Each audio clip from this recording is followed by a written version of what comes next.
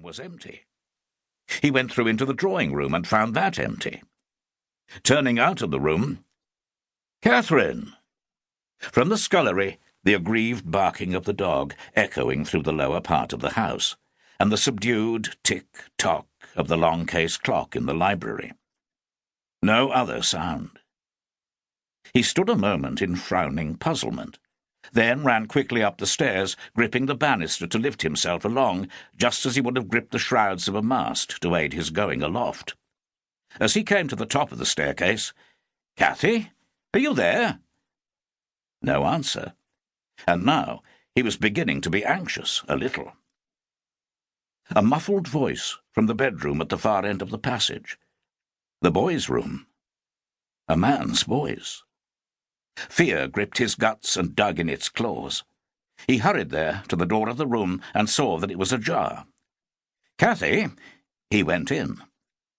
Catherine stood at the foot of the boy's bed, and Dr. Harkness, the new local practitioner, stood at the head, bending over the small form of the boy, who lay with his head on the pillow. The doctor adjusted the pillow, and under the rustling movement was the rapid, shallow rasping of the boy's breath. "Oh, James!" Catherine's terrified, distraught face as she turned to him. He moved to her. "What's the matter?" as he took her hand, dreading the answer. "Perhaps it would be best, Mr. Hayter, if you was not to come farther into the room." Dr. Harkness, holding up a cautionary hand. "I have already said so to Mrs. Hayter." A brief glance, and he returned his attention to the boy. "Not come in?" The truth flooding in on James even as he asked the question. "Is it a fever?" "Aye, it is. Typhus. Plain, matter-of-fact. He must be kept isolated. We must make a quarantine of this room, this quarter of the house entire. There can be no doubt, none. You will observe the petechial eruptions upon his neck." James leaned, peering at his son, and saw on his neck and on the upper part of his shoulder, visible above the covers, small roseate eruptions on the sweat-sheened flesh. The claws in his guts dug deep, and he bent nearer. "Nay, do not venture too close, if you please." The doctor's black coat hung over the back of the chair by the bed, and his black instrument case stood on the seat. The doctor's spectacles, perched precisely halfway down his nose, gave his face a particular severity of expression, even as he sought to be calm and factual in his pronouncements. He was a young man of 28 or 9, who looked a dozen years older. His hair was already grey at the temples, and his forehead bore a chevron of deep lines. "I had no notion he was ill," said James. "I did not see him this morning in course, before I went riding over to talk to Mr. Brimley about his hunting meat." Mr. Brimley was their nearest neighbour across the hill.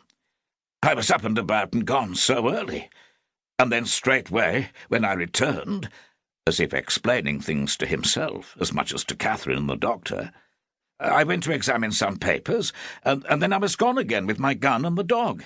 It did not cross my mind that he could not eat anything.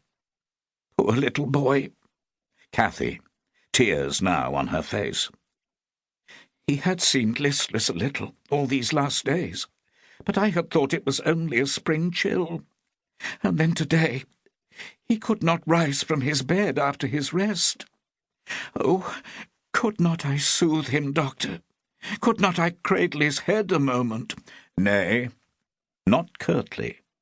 He cannot be aided by that just at present." He did not say the word quarantine again, but James heard it under the other words.